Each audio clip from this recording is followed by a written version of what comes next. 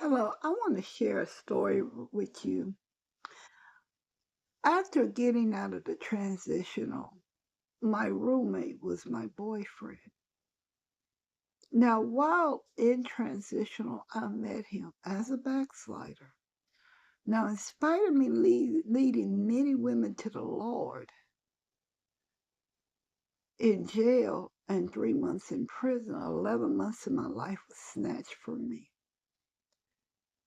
I went to the transitional broken.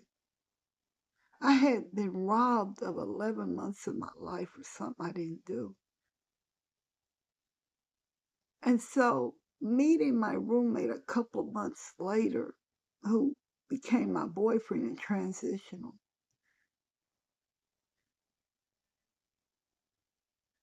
I really didn't want to date nobody. I mean, I was locked up from dating a guy that died while I was locked up. I couldn't even prove my innocence. The last thing I wanted was a relationship. And being a backslider, you do a lot of compromising. So moving in with him a few months later, we got out of there and moved together. That's when I realized that I was in the house of the devil's very firstborn child. Within a month, he began to treat me real bad, lying to my face. Time went on. I found out he was talking to at least one woman. It was probably more than that. Narcissists, they can't be faithful to one person. But I didn't know he was a narcissist. But let me tell you how good God is. There were many red flags. You know the ones.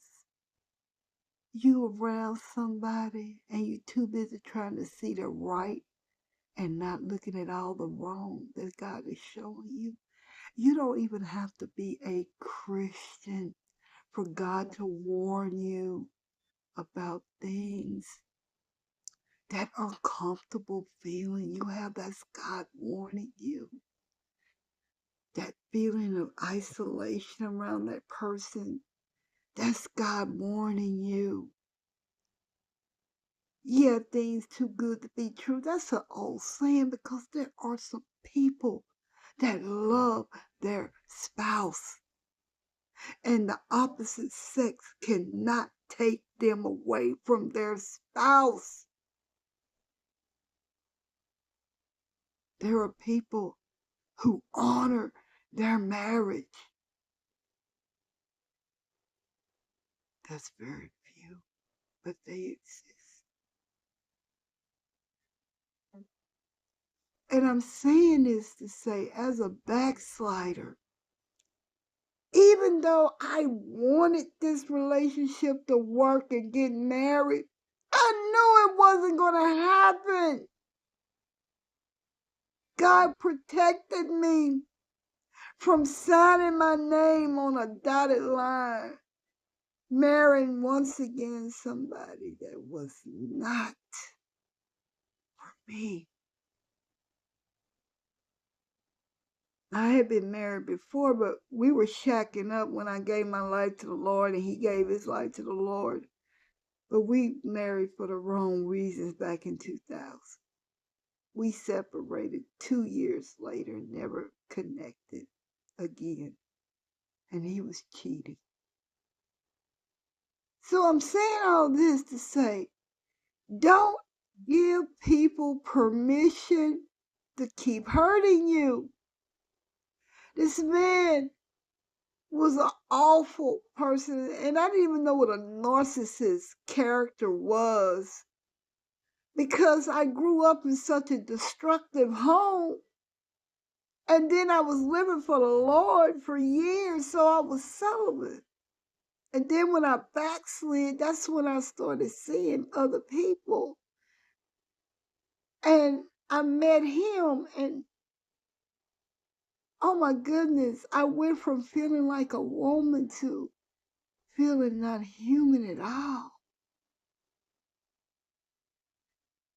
I was getting times mixed up, days and nights, because medicine became like candy to me. Wake up, pop more pills. I was taking strong muscle relaxers because of the injuries from my job. So I had so many muscle relaxers in my system that I could be walking and just fall. That's how I hurt my knee. Y'all hear me talk about my knee sometimes. I fell within 2 weeks twice. In the house, thank God. But you know why I was in the house? Because I didn't have money. I didn't have a car. And he wanted me isolated. He bought a car. I barely got in it. He stayed gone days at a time. Come home and bite my head off. To the point where I felt like I was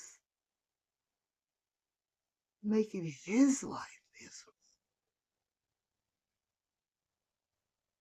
How many times do we give people permission to hurt us? And then we get mad and say, well, you do this, you do that.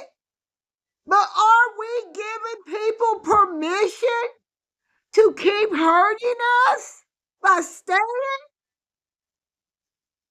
I was in the rock in a very hard place. I had pets.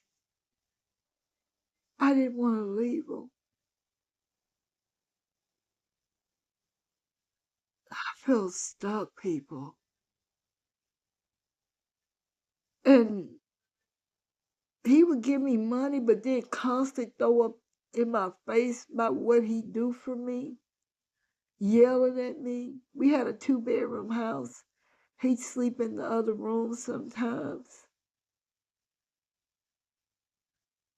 I was taking so much medication, I didn't even remember things. Because I don't know if I was trying to off myself by accident, but I remember trying on purpose a couple of times and it didn't work. God didn't let death take me. I remember laying in my bed crying and telling God how much I miss him. And also saying it's too late for me though. Don't give people permission. Now, I will give you a pass if I really love being around you. I've done that. I've given people passes. People that I don't live with, just people I talk to. But once you cross that second line, that's it with me. There's no coming back. So in 2025, these last couple of days, today and tomorrow, think about, are you giving people permission and you're blaming the person for treating you so bad, but are you giving them permission? Get out of that. Turn over to the Lord. I thanks my roommate. I said, oh, honey, I'm so glad the devil used you. It pushed me right back in the arms of Jesus. Because where else was I going to go?